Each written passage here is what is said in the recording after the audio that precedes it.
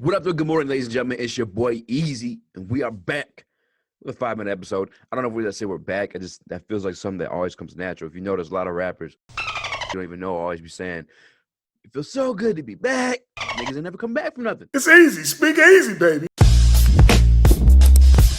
want to go back to the draft if I can. You had mentioned that you really like this class of quarterbacks. Yep. I was wondering if you could elaborate a little bit on that, what you like about this group of passers. And then related to that, Mel Kiper said this week that if he was the Lions, he wouldn't draft a quarterback 7th overall if you guys stayed on the pick. I'm curious your thoughts on that.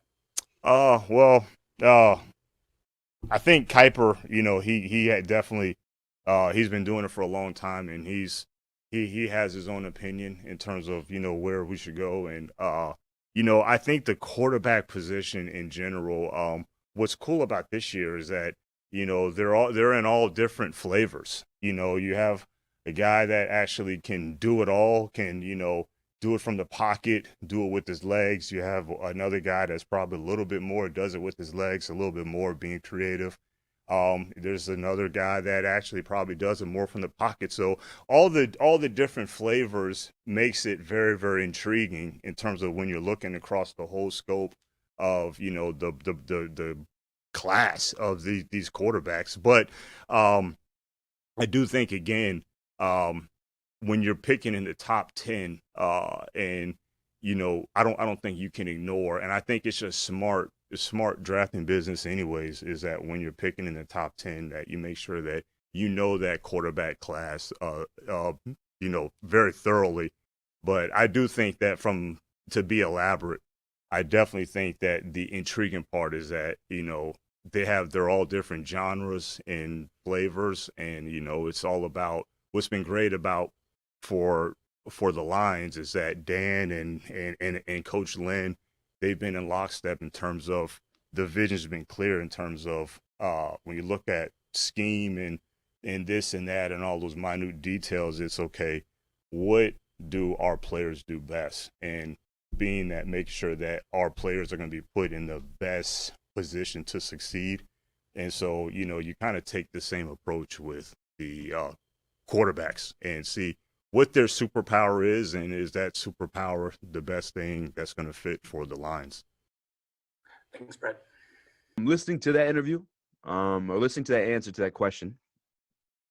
I believe that we have a great football-minded front office, maybe even coach. I think one thing you hear a lot is there's coaches who believe the system is a system, right? And no matter who the player is, or like, they just want to fit that system, replace and replenish. And there's guys whose philosophy is you build your system based off the players you have available to you.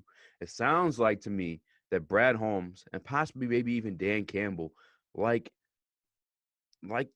certain things out of a lot of the guys sitting there in this draft. Now, with that said, he really only mentioned 3 playing styles in terms of like 3 players. In my opinion, I think that'd be the first 3 off the board, and that would be obviously Trevor Lawrence, Zach Wilson, and then you also have Justin Fields, who I think is at number 3, because the third statement he made, it could be even Mac Jones, if I'm being for real. But the third statement he made about the last skill set there was more of another pocket passer, which I don't think you put Fields in that category. Maybe you can, but I know for sure that Mac Jones fits that category.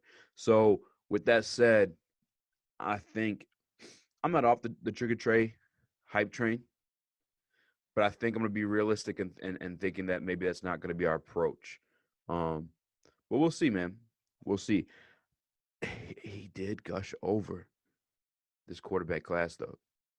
And another thing, too, maybe the hype train for Trigger Trey is still chewing for Trigger Trey. It's maybe still going, right? But he's not going to sit there and and go, this player, because obviously he was describing skill sets of guys. And at that point, you may get to 4 or 5, and you're not putting names on it. You're going to bring questions in, like, hey, is it this guy? Is it that guy? Which he could just always deny and whatnot. But, also, I got to get going, man. I got to drop off my son. I got to get to work. Shout out to Woodward Sports Network. Make sure you guys go subscribe to them on YouTube. If you haven't already, subscribed to us on YouTube here at Speakeasy Sports. The Speakeasy podcast will be back at least weekly. I don't know if the daily is going to be a thing, just because we're trying to get that, get Woodward off the ground and help get everyone off the ground. Everyone is part of that team, man. So make sure you guys hit the like button.